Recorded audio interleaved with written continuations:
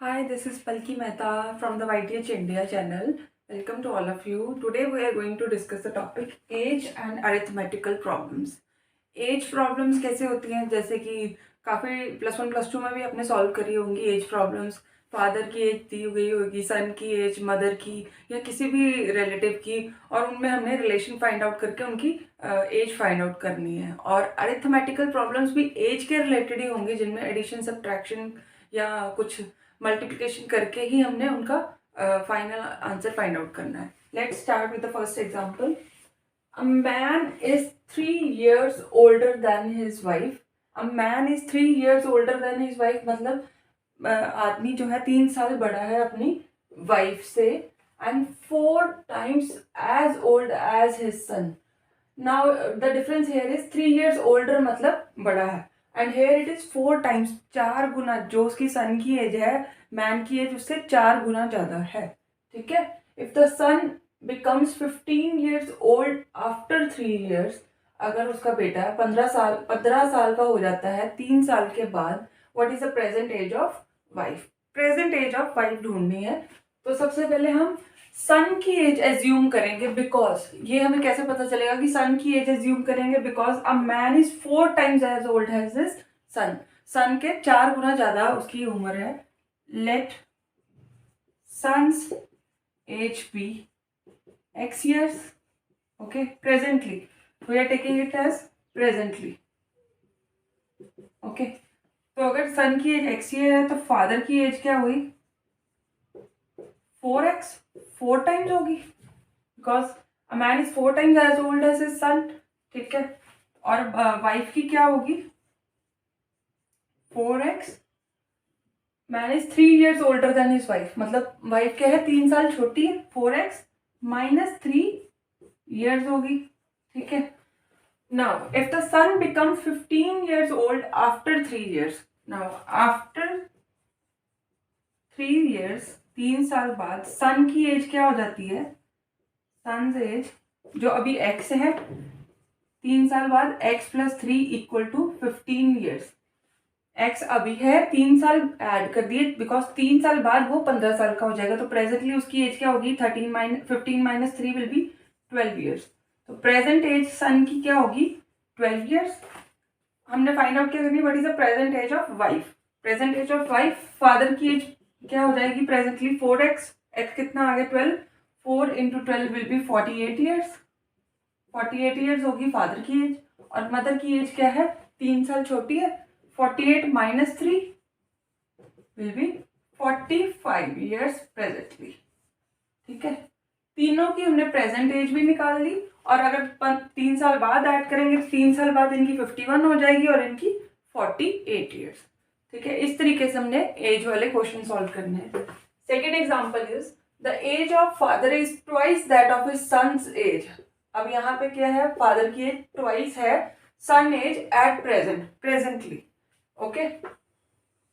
After 5 years, 5 साल बाद, the sum of their ages will be 85।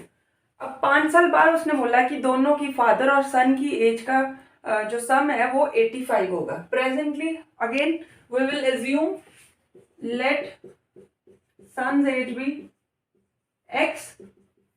तो फादर की एज क्या होगी? Twice that of a son, twice मतलब 2x होगी। ठीक है। आफ्टर 5 years, आफ्टर 5 years, 5 साल बाद, the sum of their ages, 5 साल बाद सन की एज क्या होगी? x + 5 और फादर की होगी 2x + 5। अब sum of their ages x + 5 + 2x + 5 will be 85। 5 साल बाद उनकी एजेस का सम क्या होगा? 85। 2x + x will B 3x। 85, 5 + 5 10, 85 - 10 will be 75। तो x क्या आ जाएगा? 25। ठीक है। x आ गया 25। Now what is x? सन की एज कितनी आ गई? सन एज आ गई 25। हमने ढूंढना क्या है? How old are they now presently. ये वाली प्रेजेंट एज ढूंढनी है। सन की एज आ गई 25 years और फादर की एज क्या आ जाएगी? Twice of x, 2 × 25 will be 50 years। ये हमने प्रेजेंट एज उनकी फाइंड आउट करनी। ओके। क्लास में जो एवरेज एज है वो है 21 years।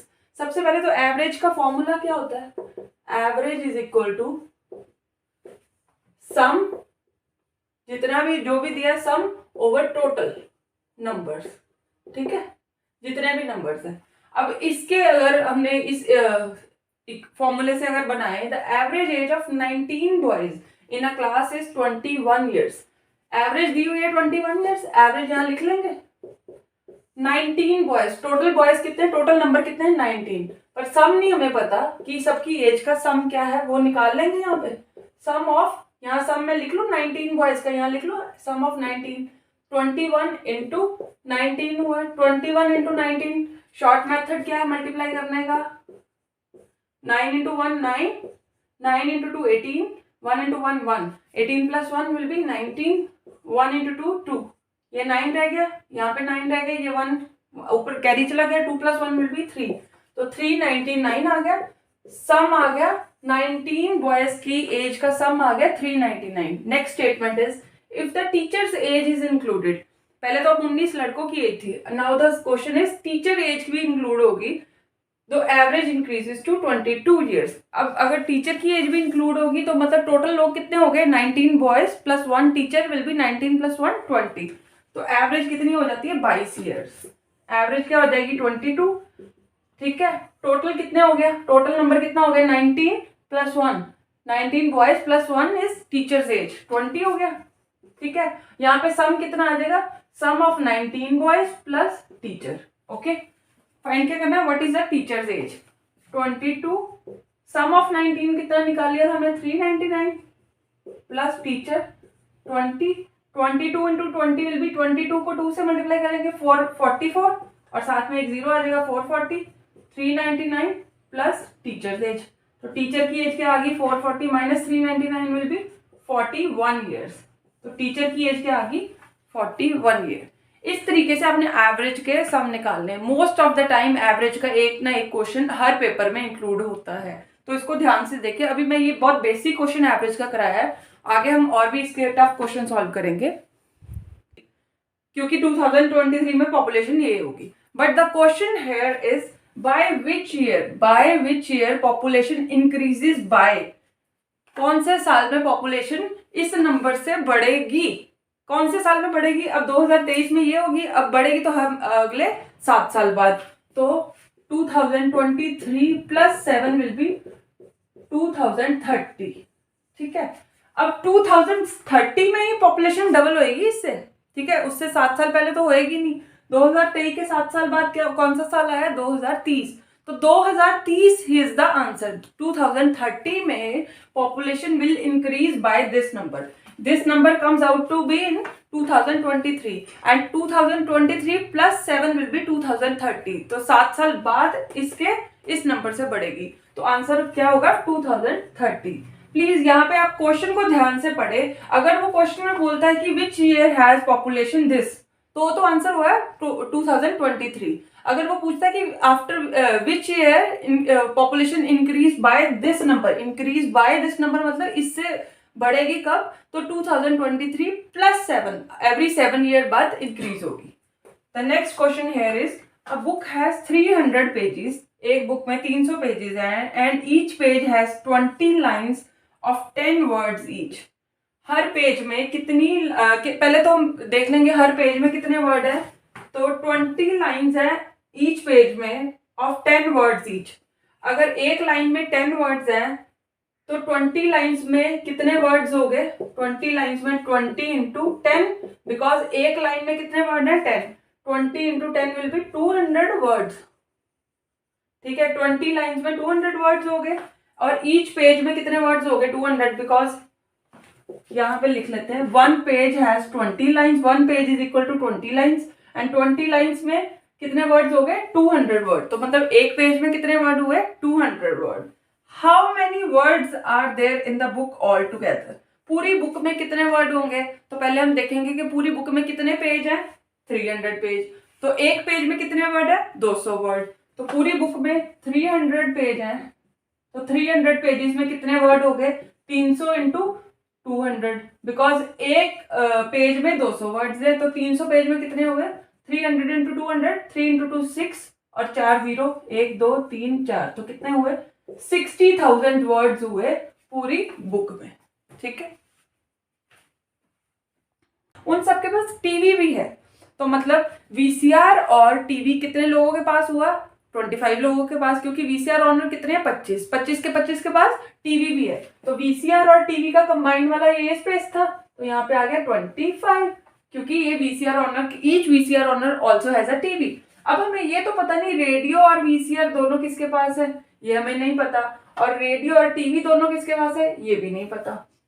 Now what we have to find out, if some families have radio only, कुछ फैमिलीज के पास सिर्फ रेडियो ही है, ठीक है, उनके पास, जिनके पास रेडियो है उनके पास टीवी भी नहीं है और वीसीआर भी नहीं है, तो यहाँ पे टोटल कितने हो गए? 50 हो जाएंगे। ये वाला फिर यहाँ पे आ सकता है, बिकॉज रेडियो वाला के पास टीवी भी नहीं है और वीसीआर भी नहीं है, ओनली रेडियो ही है। How many only have TV? TV सिर्फ किनके पास है? ठीक है, ओनली हैव टीवी मतलब सिर्फ टीवी है जिनके पास, ये नहीं कि जिनके पास टीवी है, वीसीआर भी है, टीवी है, रेडियो भी है, सिर्फ टीवी। सिर्फ टीवी वाला कौन सा पार्ट है? ये वाला पार्ट, ये वाला, ठीक है, ये वाला पार्ट है सिर्फ टीवी वाला, इतना पार्ट ये निकालना हमने। टोटल था 75, टोटल 75 है, माइनस 10 के पास क्या है? रेडियो भी है, वीसी, सॉरी यहाँ 50 नहीं आएगा, 10 तो इसमें चला गया, 40 आएगा, 50 माइनस 10 40 आएगा। अब 75 टोटल है, तो 10 इसमें चला गया, 10 के पास वीसीआर भी है, रेडियो भी और टीवी भी है, 25 के पास वीसीआर भी है, 10 प्लस 25, तो 75 minus 10 plus 25 will be 35, 75 minus 35 will be 40 लोगों के पास सिर्फ क्या है? टीवी। ओके, तो टोटल टीवी हो गया 40 प्लस 25 प्लस 10 विल बी 75। समझ लगा कि हमने फाइंड आउट करना है कि if some families have radio only, how many only have TV? TV सिर्फ किन के पास है? 40 लोगों के पास। और वीसीआर किन के पास है? ये तो 25 के पास ही वीसीआर और टीवी है। ओके, ये बना वेन डायग्राम से हमने सॉल्व करना है। Come to the next question.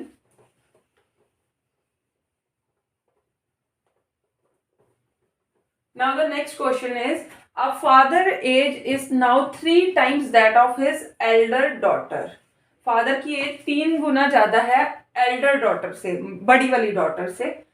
5 years back, 5 साल पहले, his age was 8 times that of his younger daughter, मतलब उसकी 2 डॉटर्स हैं, यंगर और एल्डर, दोनों के साथ फादर की एज का रिलेशन बता दिया गया, तो दोनों के साथ हम इक्वेशन बना लेंगे, फादर की एज एल्डर डॉटर के साथ और फादर की एज यंगर डॉटर के साथ। If the difference of ages of 2 daughters is 5 years, दोनों डॉटर्स, दोनों बेटियों की एज का डिफरेंस क्या है? 5 साल। जो यंगर डॉटर है 5 साल छोटी है एल्डर से, what is the age of father now? अब इसके अकॉर्डिंग हम स्टेटमेंट्स के अकॉर्डिंग इक्वेशन क्या बनेगी? फर्स्ट इक्वेशन पहले हम एज्यूम कर लेते हैं, लेट यंगर डॉटर भी, यंगर डॉटर की, छोटी वाली डॉटर की एज क्या है? x, और एल्डर की y। ओके, एल्डर की होगी y और फादर की एज को डिनोट कर देते हैं a से। ओके, कोई भी अल्फाबेट ले लो, a ले लिया मैंने यहाँ पे। अब उसने क्या बोला? Father age is now 3 times that of his elder daughter. Elder daughter से 3 गुना ज्यादा है फादर की age. a is equal to elder daughter की एज क्या है? y, तो फादर की एज 3 गुना है y के, a is equal to 3y। ठीक है, यहां से बना father age is now presently 3 times that of his elder daughter, 3 times that of his elder daughter. Next is 5 years back, 5 साल पहले, his age was 8 times that of his younger daughter. पहले बात तो 5 साल पहले यंगर डॉटर की age क्या होगी? x माइनस 5 और फादर की एज a माइनस 5। अब बोल रहे 5 साल पहले फादर की age a minus 5 is equal to his age was 8 times that of his younger daughter। 8 times that of his younger daughter की एज 5 साल पहले क्या है? x minus 5। ये बन गई दूसरी स्टेटमेंट से। यहां से बना लेते हैं हम 8 minus a minus 5 is equal to 8x minus 40, a is equal to 8x minus 40 plus 5 will be minus 35। ये बन गई दोनों स्टेटमेंट्स, यहां से और यहां से। और जो दूसरी स्टेटमेंट, तीसरी हमें क्या होता है? If the difference of ages of 2 daughters is 5 years, दोनों डॉटर्स की एज का difference x minus 5, sorry x minus 5 होगा या y माइनस x, क्योंकि बड़ी वाली से छोटी, एल्डर से यंगर माइनस करेंगे तो एल्डर कौन सी है? y minus x will be 5 years। ठीक है, अब यहां से हम दोनों a इक्वल है तो इनको इक्वल करके x और y में ले आए। 8x minus 35 will be equal to 3y। ये दोनों स्टेटमेंट्स को a बराबर है तो दोनों लेफ्ट हैंड साइड इक्वल है तो राइट हैंड साइड भी इक्वल होगी। 8x minus 3y is equal to 35 और यहां से हमें क्या है? Minus x plus y is equal to 5। ये हमारे पास दो होगी स्टेटमेंट्स। ये मैंने माइनस एक्स इधर लिख लिया क्योंकि एक्स के नीचे एक्स लिखना था और प्लस का वाई इधर लिख लिया। अब अगर यहाँ से पहले तो इन दोनों को बराबर करना पड़ेगा, कोई एक एक्स या वाई को, तो मल्टीप्लाई कर दें इसको 8 के साथ और इसको 1 के साथ, तो क्या बन जाएंगी दोनों equations? 8x minus 3y is equal to 35। अगर इसको 8 के साथ मल्टीप्लाई करूंगी minus 8x plus 8y, 5 into 8 will be 40। Minus plus cancel हो गया, plus 8y minus 3y will be 5y, 40 plus 35 75। तो y कितना आ गया? 1 एंड 1 और 25 15, y आ गया 15। y क्या है? एल्डर डॉटर कितनी आ गई? 15 years की। ठीक है, और y minus x is equal to 5। x कितनी यंगर डॉटर 5 साल छोटी है, माइनस एक्स तो क्या आ जाएगा? 10 years। ठीक है, हमने फाइंड आउट क्या करना है? What is the age of father now? Father की अब एज क्या है? a is equal to 3y, 3 गुना एल्डर डॉटर से 3 इंटू 5 विल बी 45 years। तो फादर की एज क्या आ गई? 45। हमने तीनों की एज निकाल ली, किसी की भी पूछी हो तो आप आंसर कर सकते हैं। तो इस तरीके से हमने एक एक स्टेटमेंट से एक एक इक्वेशन बना ली। फर्स्ट इक्वेशन ये बनी थी हमारी, सेकंड इक्वेशन ये बनी थी, थर्ड इक्वेशन दोनों एज की डिफरेंस दिया था दोनों बहनों का, वो थर्ड बनी थी। फर्स्ट और सेकंड से हमने एक ये बना लिया। ठीक है, और थर्ड के साथ एक्स वाई में ले आए दोनों इक्वेशन को और सॉल्व कर लिया। Come to the next question. अब क्वेश्चन है, इन अ सर्टेन ऑफिस, ये थोड़ा सा लेंथी क्वेश्चन है, it can take up to 45 seconds to 1 minute to solve. In a certain office 1/3 of the workers are women. ठीक है, 1/3 of the workers are women, half of the someone are married. जितनी 1/3 women है उनमें से half married है। Okay, question को पहले अच्छे से समझना, स्टेटमेंट को अच्छे से समझना। 1/3 of the workers are women, half of which are married and 1/3 of the women have children. ठीक है, जो हाफ मैरिड है उनमें से एक 1/3 के चिल्ड्रन है। मान लो अगर 100 मैरिड हैं तो 100 का 1/3 क्या हुआ? 33 पॉइंट कुछ, तो उनके चिल्ड्रन है। If 3/4 of the men are married and 2/3 of the married men have children। अब जितने men रह गए हैं 1/3 वर्कर्स और वुमेन, तो टोटल में से 1/3 माइनस करके 2/3 रह गया। 2/3 men है, उनमें से 3/4 of the men are married। 2/3 men में से 3/4 मैरिड हैं और उनमें से जो मैरिड हैं 2/3 के बच्चे हैं। ठीक है, ठीक है, यहाँ से हमें दोनों पता चल गया कि कितनी वुमेन के बच्चे हैं, कितने मेन के बच्चे हैं। What part of the workers are without children? हमने फाइंड आउट क्या करना है कि कितने % लोगों के, कितने चौथाई लोगों के बच्चे नहीं हैं, that are without children. Solve करते हैं। सबसे पहले क्या क्वेश्चन हमें एज्यूम करना पड़ेगा? लेट द वर्कर्स, ठीक है, लेट कर ले, let total workers be x. Okay, तो सबसे पहली स्टेटमेंट क्या है? 1/3 of the workers are women. तो वर्किंग वुमेन कितनी है? Working womens are 1/3। तो x का क्या होगा? 1/3, टोटल का 1/3 होगा। तो वर्किंग वुमेन्स कितनी हुई? x/3। Okay, half of are married, जितनी वुमेन है वर्किंग वुमेन है उनमें से हाफ मैरिड है, तो हम क्या कर लेंगे? Married women. मैरिड वुमेन कितनी हुई? Half of working women, half of x/3 will be x/6 होगी मैरिड वुमेन।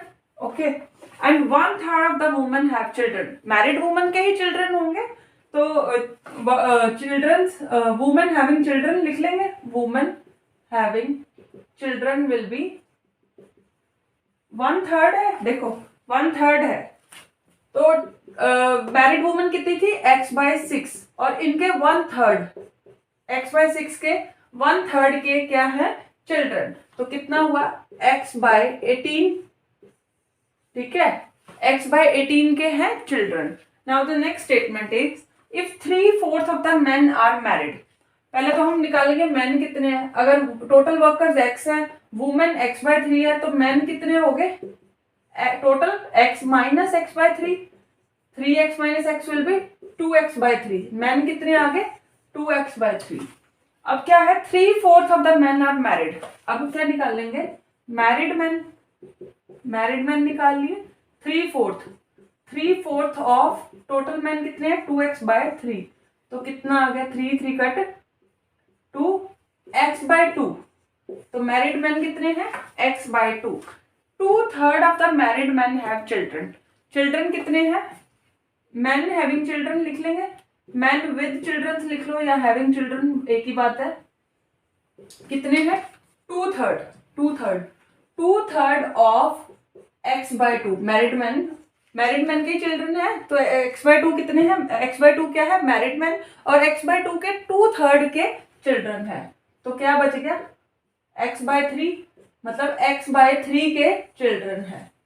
अब हमें निकालना है what part of the workers are without children, पहले निकाल लेंगे हम कितने के बाद चिल्ड्रन है, वर्कर्स विद चिल्ड्रन,